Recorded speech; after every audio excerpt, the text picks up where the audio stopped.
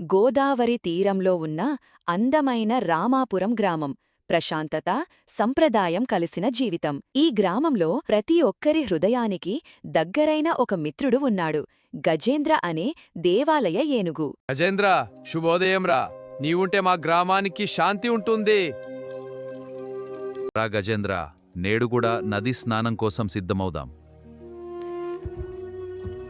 ప్రతిరోజూలాగే గజేంద్ర తన ప్రియమైన దర్జీ రామయ్య దుకాణం ముందు ఆగాడు.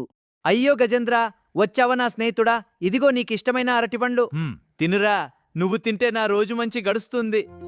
గజేంద్ర ప్రేమగా తన తొండాన్ని రామయ్య తలపై ఉంచి ఆశీర్వదించాడు. కాని ఆ రోజు పరిస్థితులు మారిపోయాయి. ఇది ఏంటి రామయ్య, నేనిచ్చిన డ్రెస్సులా చెడగొట్టావా? నేను తప్పు చేయలేదు, మీరు అర్థం చేసుకోలేదు. ఇది న్యాయం కాదు, వెంటనే సరిచేయాలి. చాలా, నా పని మీద నమ్మకం ఉంచండి. మళ్ళీ చెడితే మీ దుకాణానికి రాను. కోపంతో రామయ్య చేతిలోని సూది కూడా కంపించింది. ఏమీ తెలియని గజేంద్ర తన స్నేహితుడు దగ్గరకు మళ్ళీ వచ్చాడు. ఇప్పుడు వద్దు, పోయిపో. అతని కోపం అదుపు తప్పింది. సూదితో గజేంద్ర తొండాన్ని గుచ్చుతాడు.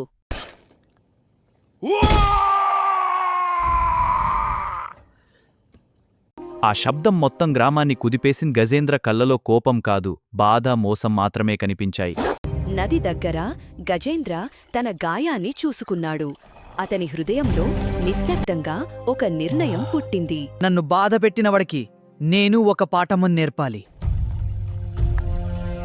అని మనస్సులో అనుకోని మురికి నీటిని తన తొండంలో నింపుకొని గజేంద్ర తిరిగి గ్రామం వైపు నడిచాడు. ఏంటిది? గజేంద్ర ఇలా ఎందుకు ప్రవర్తిస్తున్నాడు? ఇవాళ గజేంద్ర ఎందుకో వింతగా కనిపిస్తున్నాడు. అవును, దీని వెనుకేదో ఉంది. రామయ్య దుకాణం ముందు ఆగి ఒక క్షణం కూడా ఆలస్యం చేయలేదు. ఇది నా బాధకు సమాధానం. అయ్యా, నా దుకాణంలో డ్రెస్సులు అన్నీ పోయాయి. ఆ క్షణంలో రామయ్యకు అర్థమైంది తన కోపం ఎంత పెద్ద నష్టాన్ని తీసుకువచ్చిందో. కొన్ని రోజుల తర్వాత రామయ్య మారిపోయాడు. ఇది నా తప్పు, నా అహంకారం కారణం. గజేంద్ర, నన్ను క్షమించు, నేను తప్పు చేశాను. కొద్దిసేపు చూసి చెరకు తీసుకుంటాడు. క్షమించగల హృదయం స్నేహాన్ని మళ్లీ కలిపింది. కోపం నాశనం చేస్తుంది, క్షమ మాత్రమే సంబంధాలను నిలబెడుతుంది.